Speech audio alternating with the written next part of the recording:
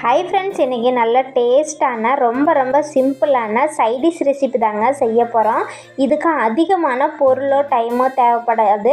சட்டுன்னு செய்யக்கூடிய side dish recipe தான் இது. வாங்க எப்படி செய்கிறதுன்னு பார்க்கலாம். இதுக்கு தேவையான வெங்காயம், பச்சை மிளகாய், கறிவேப்பிலை, 2 முட்டை எடுத்துருக்குறேங்க. அவ்வளோதான் தேவையான பொருள்.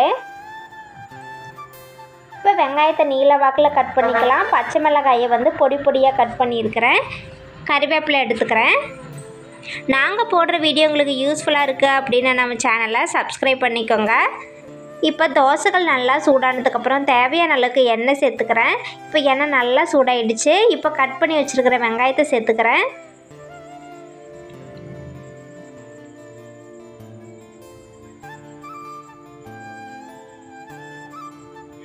இப்போ வெங்காயத்தை நல்லா வதக்கி விட்டுடலாம்.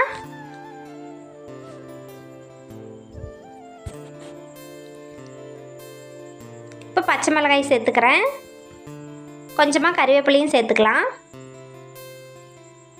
இதையும் நல்லா கலந்துட்டு பச்சை வாசனை போகிற அளவுக்கு நல்லா வதக்கி எடுத்துடலாம்.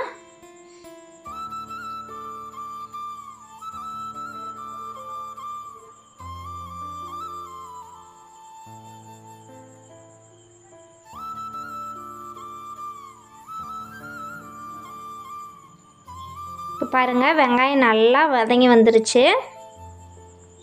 இப்போ தேவையான அளவுக்கு உப்பு சேர்த்துக்கிறேன்.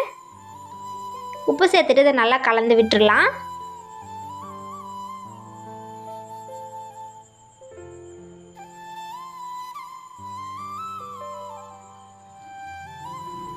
இப்போ பாருங்கள், இதில் கொஞ்சமாக இடம் ரெடி பண்ணிவிட்டு அதுக்குள்ளே நம்ம முட்டையை உடச்சி ஊற்றிடலாம்.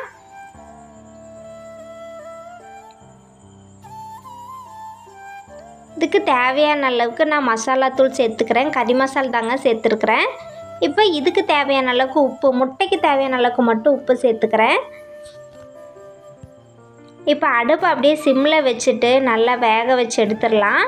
பாருங்கள், முட்டை நல்லா வெந்துருச்சு. இப்போ அழகாக தோசை மாதிரி எடுத்தாச்சுங்க.